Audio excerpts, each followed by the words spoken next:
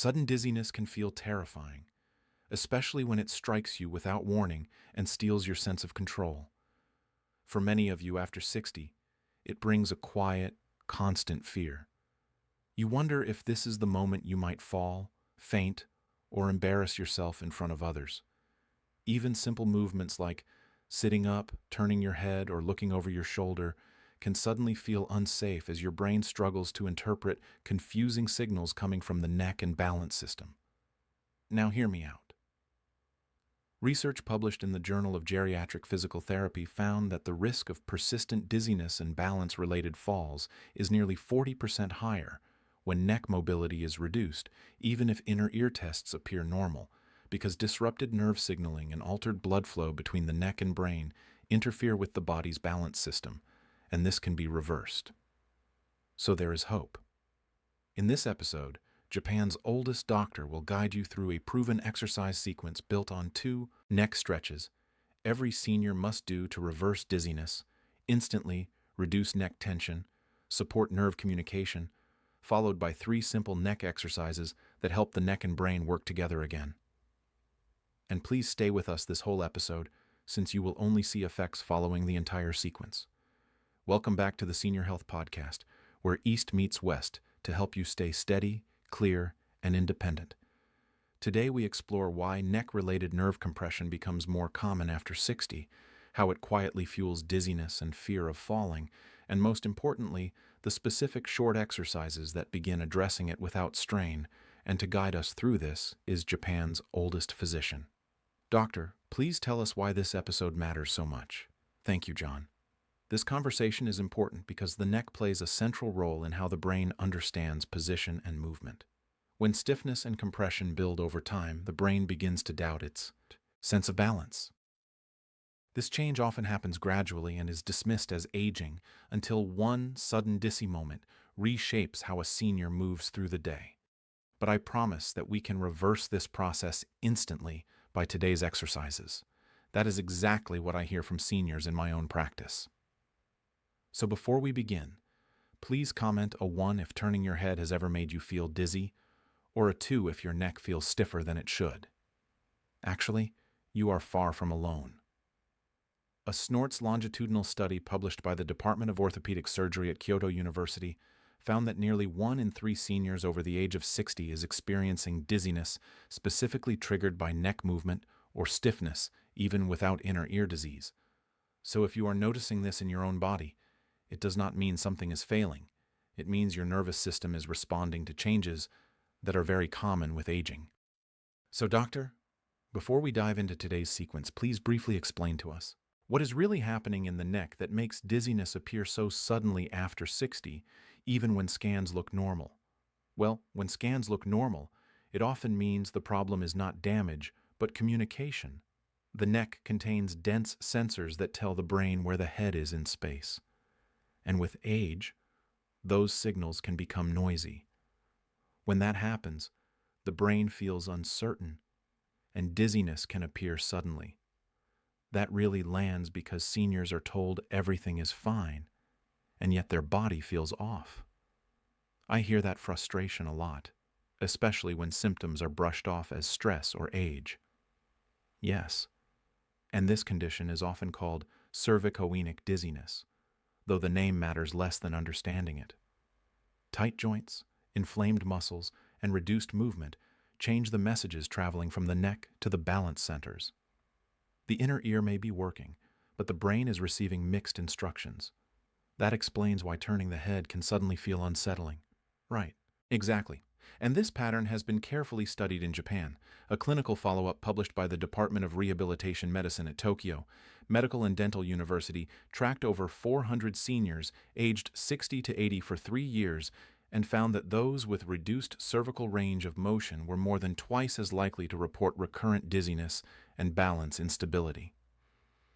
Even when inner ear testing was normal, less movement led to more stiffness, and that stiffness quietly trained the nervous system to expect imbalance. That cycle sounds exhausting and emotionally draining for me. It is. And the key here is that this process is usually reversible.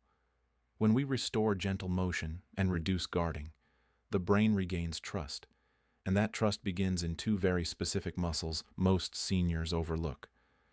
So let's dive in, shall we? All right, I am leaning in because that feels hopeful and very practical. So which muscles are you referring to, and how do they connect to dizziness? All right, let me explain clearly, and I want everyone to picture this with me.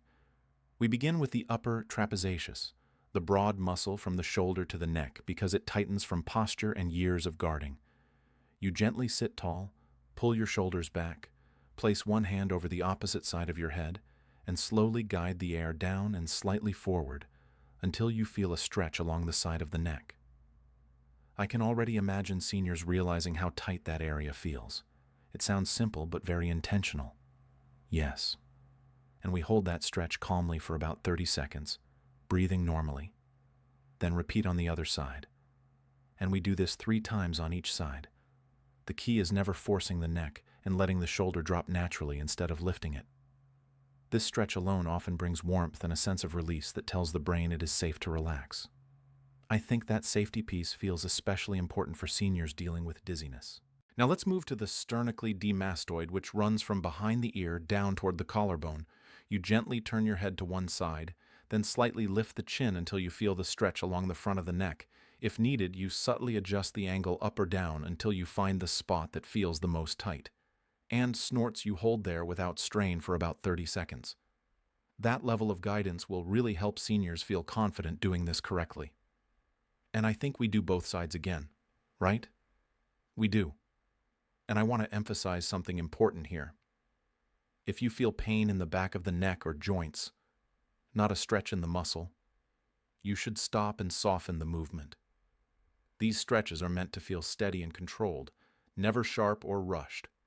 That reassurance alone removes a lot of fear for seniors at home. And once these two muscles begin to loosen, something interesting happens. The neck starts moving more freely, but the brain may still feel unsettled, because deeper tissues are holding tension. That is where the next step of this sequence changes everything. That really catches my attention, and I feel that the next part is very important. Tell us, what are those deeper areas, and how do we work with them safely without triggering more dizziness? Well, let me explain. And I want to be very clear that here we are releasing muscles now, not stretching them, right? Releasing and not stretching. Now, just beneath the base of the skull sit the suboccipital muscles and snorts. They are small but extremely influential. When they stay clenched, they constantly send distorted balance signals to the brain. That clarity matters because seniors often think tighter pressure means better results. This sounds more intentional and controlled. So, how do we release them? Exactly. And the goal is release, not force. Seniors place 2 fingers just under the back of the skull, slightly off to one side, and apply gentle, steady pressure into the muscle. While holding that pressure, they slowly rotate the head side to side, allowing the muscle to soften under the fingers. That feels more like melting tension than pushing through it. How many times do we do this? We do this for 5 times at each side, John. And tenderness is here normal, but pain is not. If dizziness increases, seniors simply reduce the range or pressure. The nervous system responds best when it feels safe, not challenged. That distinction alone will help many seniors relax into the movement. Correct. Now, let's move to the scalons, which we also will release and not stretch. For this, seniors gently tilt the ear toward the shoulder. Then place 2 or 3 fingers just below the bump of the ear and slowly glide downward along the muscle. The fingers gently draw the tissue down as the head tilts, allowing the muscle to let go layer by layer. That explains why posture and breathing matter so much here, yes. And when both the subocipitals and scalens release, many seniors feel a surprising sense of openness. The neck moves more freely, but it can briefly feel unsupported. That sensation tells us the tension has been released, but strength has not yet been restored. And to fix that, we have a very easy exercise. That feels like a pivotal moment in the process. What exercise do you have in mind to help the neck feel stable and secure again after releasing those muscles? Well, let me explain. Once those surface and deep muscles release, the neck needs gentle guidance, not more looseness. The stability comes from the deep cervical flexors, which are small muscles that sit close to the spine and act, snorts, like quiet anchors for the head. When they are active, the brain feels supported and dissolve. That feels reassuring because seniors often worry they have gone too far once things feel loose. It helps to know stability can be rebuilt calmly. It is, and we do this with a simple exercise everyone can do seated. First, you take a folded pillowcase or a light band behind the head and bend the elbows at 90 degrees. All right, this looks doable for anyone. It is. Now, we gently pull forward to create light resistance. From there, you tuck the chin slightly, then slowly draw the head straight back, as if lengthening the neck upward, and hold for about 5 seconds before relaxing. That visual really helps, especially the idea of length rather than force. Yes. And the key here is what it should feel like. Seniors should feel effort deep in the front of the neck and a mild stretch under the skull, not strain in the jaw or shoulders. If the face tightens or the shoulders lift, the movement is too strong and should be softened. That guidance will help seniors avoid common mistakes and feel more confident. When done correctly, this exercise teaches the neck how to support itself again. It prepares the muscles for movement without triggering fear. I can sense that this sets the stage for building strength next. How do we safely add strength without bringing dizziness back? Yes, we end the sequence with that. So everyone stay with me because this part is extra important to get long-lasting effects. We add strength by asking the muscles to work without moving the neck, which keeps the nervous system calm. This is called isometric strength, and it lets you build support right at the edges of your comfort. When done slowly, it tells your brain that movement is controlled and safe. I imagine seniors feel more in control right away. Yes. And we begin with rotation. Seniors gently turn the head to one side until they reach a comfortable endpoint. Then place a hand against the forehead or side of the head and press lightly without allowing movement. They hold that effort for about 5 seconds, then relax and return to center. I like that it emphasizes effort without motion, of course. And we repeat that on the other side, usually 3 sets of 8 to 10 gentle holds. The snorts pressure should be steady and calm, never forceful. Mild dizziness can happen at first, but it should fade quickly once the head returns to neutral. That distinction between mild and lingering dizziness feels very important. Now we move to lateral flexion, which is ear toward shoulder. Seniors tilt gently to the side. Place the hand above the ear and press just enough to activate the muscle without changing position. Again, 5-second holds, slow breathing, and equal attention to both sides. I hear how balance and patience are built right into the exercise. So here we push with our hand and head in opposite directions. Yes, exactly like that.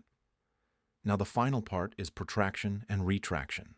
For this, seniors gently bring the head forward, place the palm against the forehead and press while keeping the head still. Then they reverse it by drawing the head back slightly and pressing into their hands behind the head, always while keeping the shoulders relaxed.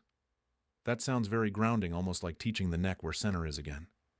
And again we push with our hand and head in opposite direction. Right. Exactly. And these movements rebuild strength where seniors often feel most vulnerable. If dizziness increases beyond mild or lasts more than a few moments, that is the signal to reduce effort or stop for the day. Progress comes from consistency, not intensity. That message alone will help seniors avoid pushing too hard. John, let me tell you something. When these strength exercises are practiced daily, something important happens. The neck begins to trust its own support, and the brain stops anticipating imbalance. Confidence returns quietly, often before seniors even notice it. That feels like such a hopeful shift. So how long does it usually take before seniors begin to feel that confidence settle into their daily movements? I want everyone listening to remember this. These changes do not arrive, not overnight, but they do arrive with steady care.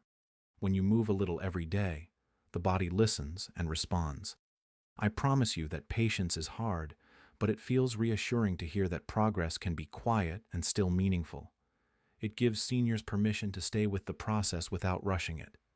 And if symptoms do not improve, or if dizziness worsens instead of easing, that is the moment to seek professional guidance. This routine supports the body, but it does not replace proper evaluation when something feels wrong. The goal is always safety, confidence, and helping seniors move through life without fear. Thank you, doctor. Let's end it here. If you are still listening and you found this helpful, please hit that like button and subscribe to the channel. Oh, and watch this next video right now. Yes, please. We've picked this one especially for you.